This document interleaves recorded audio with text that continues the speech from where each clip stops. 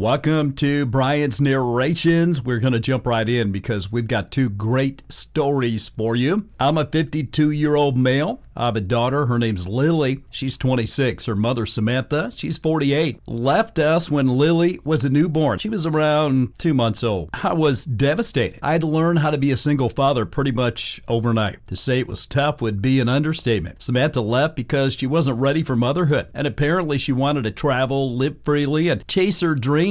I never heard from her after that, nor did she ever reach out to Lily. Not for birthdays, not for Christmas, not for anything. I did my best to raise Lily on my own. I had some help from my family, especially my sister, but the day-to-day was mostly me. I worked hard to provide for her, gave her a lot of opportunities, and always put her first. Now, I'm not saying this to paint myself as some martyr, but I want to give you a clear picture. I was there through the sleepless nights, through high school events, through heartbreaks, and even in between. Now, when Lily was 15, I met my now wife, Karen. She's 50. She's been a wonderful stepmother to Lily, and I was cautious about bringing someone new into Lily's life, especially after what happened with her mom. But Karen was patient and so caring. Now, Lily and Karen got along well, or at least that's what I thought. Fast forward to early this year, Lily got engaged to her fiance, Jake. He's 27, and I was just over the moon. I've always wanted the best for her, and Jake seems to be a good guy. They've been together now for about 5 years, and I've been supportive of their relationship from the very start. When Lily asked me if I'd help with the wedding, I didn't hesitate. I offered to pay for the venue and contribute to other expenses as well. I wanted her to have the wedding of her dreams, especially since I've always felt guilty that she grew up without a mother. Now, I felt like this was my chance to make sure she knows how much I love her and how much she means to me. We booked the venue about 6 months ago. It was an absolutely beautiful location. One of those picturesque places with gardens, a ballroom, and everything she'd ever wanted. We made a lot of progress with the planning. The things seemed to be going smoothly until last month. Out of nowhere, Lily dropped the bombshell. Her mother, Samantha, reached out to her. Apparently, she found Lily on social media and wanted to reconnect. This shocked me. I've never spoken ill of Samantha to Lily, but I've always made it clear that her mother chose to leave, and that was the reality of it. Now, for 26 years, there was nothing. And now, just months before Lily's wedding, Samantha comes back into her life. I didn't know what to think at first. On one hand, I was happy for Lily if reconnecting with her mother would bring her some closure or healing.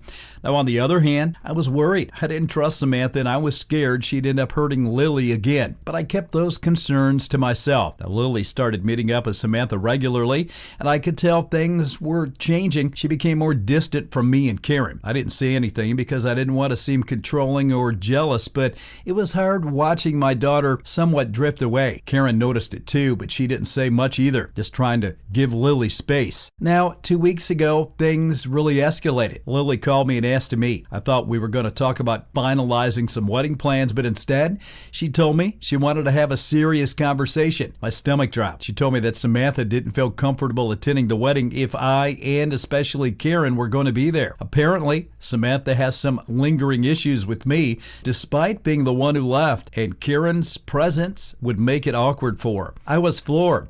I couldn't believe what I was hearing. Now, my daughter, at my own flesh and blood, was seriously considering uninviting me and the woman who helped raise her just to accommodate her absentee mother. Now, I stayed calm, or at least I tried, but I asked her how she could even think about something like that. She said that she wanted her wedding day to be peaceful, and she didn't want any tension or drama. Now, I asked her if she realized that uninviting me, her father, would cause way more tension and drama than anything else.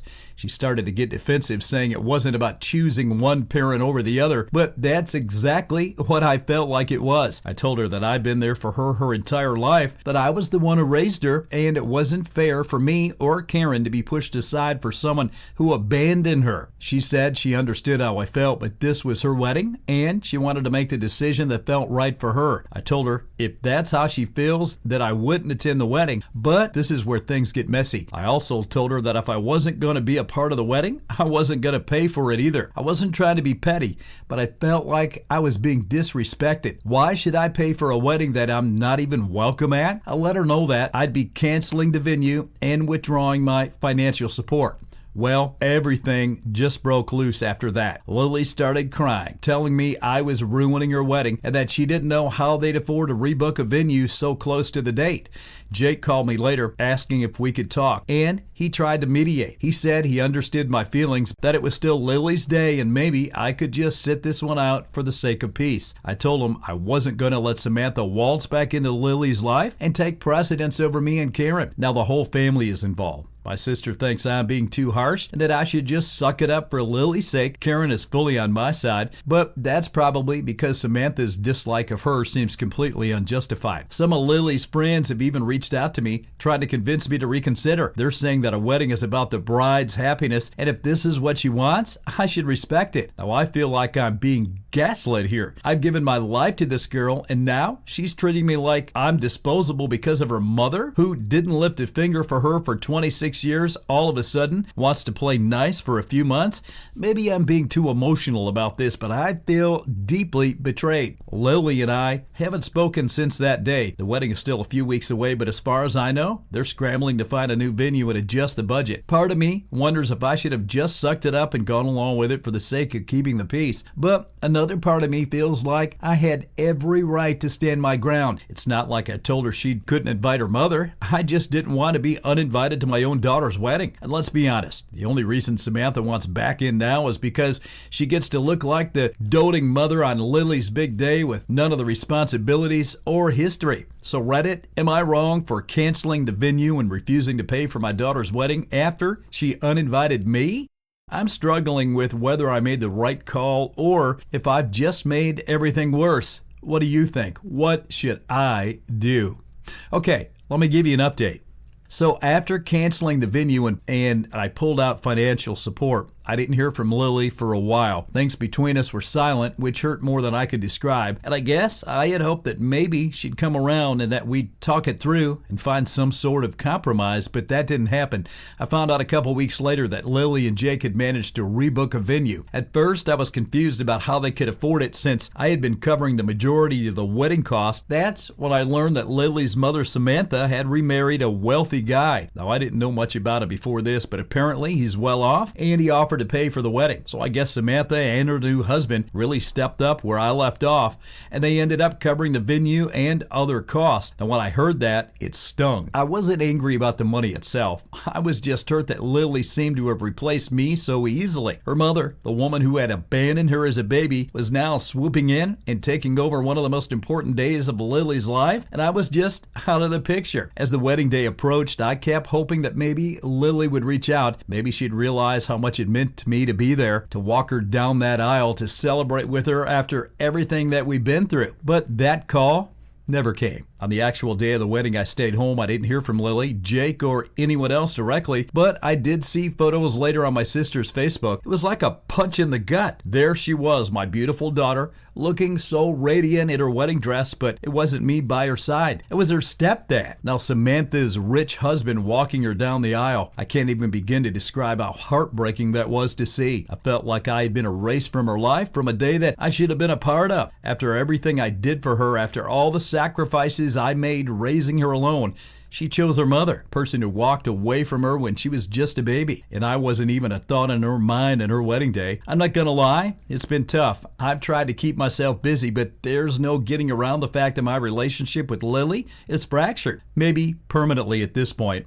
I'm on no contact with her now. I haven't reached out, and neither is she. Part of me wants to talk to her and ask her why, to understand why she made this decision, but I also know that pushing for answers might just make things worse. I've been trying to be fair to her in my own mind, to recognize that this might have been about more than just me. Now, Lily grew up without a mother, and no matter how much I tried to fill that void, I couldn't be both parents. Now, I know she missed having a mom, even if she didn't always say it out loud. So maybe when Samantha came back, Lily saw an opportunity to finally have the connection she'd longed for all those years. Maybe she thought she had to make a choice, and she chose the parent she felt she missed out on. It doesn't make it hurt any less, though. I'm not sure where we go from here.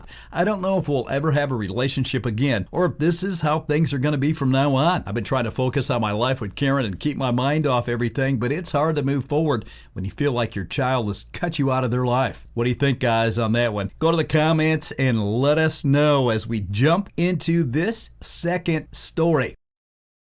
My divorce is finalized. You can check through my comments and post history. My now ex-husband and I have been separated for almost 2 years. Now, on November 23rd, 2022, exactly 1 day after our 1-year anniversary, one night before Thanksgiving, my husband got drunk, angry, and that anger turned to violence on the first time in our relationship. Now, I set our 2-month-old son down on the bed to swaddle him. My ex-husband grabbed me by the neck to force me to turn and look at him. I fought his hands off me, and he told me that I was overreacting. I put our son to bed in his bassinet and locked myself in the bathroom. I posted on Reddit on a separate account. I was afraid of him seeing it, and I wasn't sure if he knew my account name, asking what I should do. While I was responding to the numerous comments telling me to get out of there and get out of there now, he started banging on the door and screaming that he was going to kill me. I opened the door because I couldn't leave my son and stepson in the living room out there with him like that, so thankfully, my daughter was at my parents' that night, about a mile away. He stepped in and punched me in the chest specifically to hit the heart, pinned it on the neck he had just given me for our anniversary. It left an imprint. He backed me into the closet,